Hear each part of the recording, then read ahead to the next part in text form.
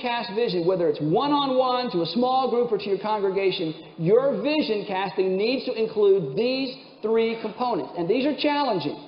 These are not easy to do. But if you will take the discipline, have the discipline and take the time to work through these three things, you will become, even if you're not a platform person, you will become a compelling vision caster.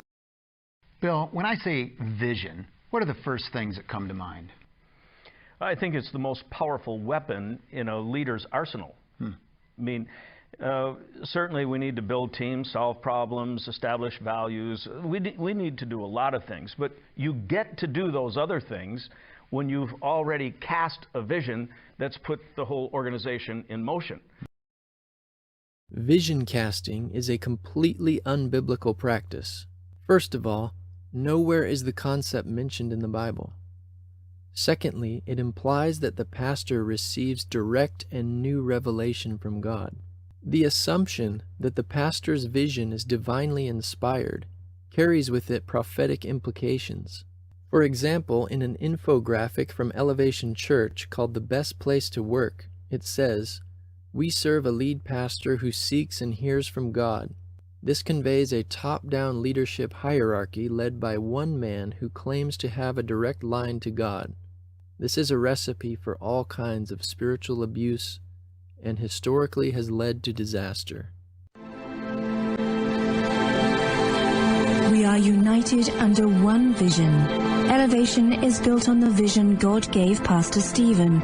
We will aggressively defend our unity and that vision. Pastor Eric Dykstra of the Crossing Church allegedly received his vision from God. We are united under the visionary.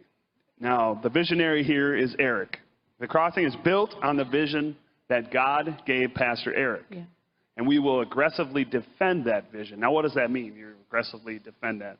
That means that we do church the way he wants us to do it. And me as a campus pastor, I can't go up to Zimmerman and decide that I'm going to preach on Sunday, because that's not the vision that we have for this church that God gave to Eric. And we defend that when people go, well, maybe we should do it this way. And we're like, no, you don't understand. God gave Eric this vision. We do it this way. Because we don't want to argue with God, basically. We don't want to be like, Eric's not God. We're not saying Eric's God. He's not God. Not God. But he's got a vision from God, and we have decided with our lives that we're going to follow that vision, and we're going to stick to that. And if we ever just decide that we don't want to be a part of that vision, then we can go find a church and serve somewhere else. And that's okay. We're not telling anybody that they have to unite under this vision that Eric got from God. You can do whatever you want. But we think that it's a really cool vision. We're on board with it. And we're going to defend it, and we're going to stick to it. So to argue with Eric is to argue with God. But these new revelations and visions contradict the doctrine of Jesus. Notice the church codes from both of these megachurches stated how the God-given vision of the pastor is to be aggressively defended. And we will aggressively defend that vision. We will aggressively defend our unity and that vision. This means that the vision cannot be challenged. Any critique of the visionary is unacceptable, no matter how biblical that critique may be. To oppose the visionary is also to oppose God, because the vision supposedly came from God. Well, let's talk about the other end of the continuum, those that are detractors, those that are fighting the vision. How do you deal with that side of the equation? Test fly it, guinea pig it, do all that. And then when you have, when you're announcing a major new vision and you go through all these processes, then I love to say, now look, some of you are going to have a difficult time digesting all this. We're going to wait a week or so, and then we're going to have an open question and answer time down in our chapel. And we're going to listen to all of the concerns that you have about it. Yeah. Some of our best corrections have come by people who weren't really detractors.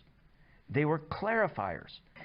If you've done that 3 or 4 times and had all those Q&A times, and there are still some people who are, at that point, actual stone throwers. I mean, they're just going to dig in and make your life miserable. I have a couple of extra, even one-on-one meetings with them.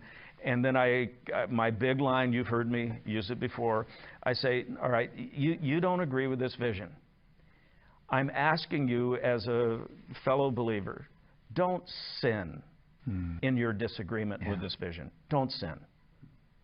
And so I have had the conversation with people saying, do you have to leave the church so you won't sin?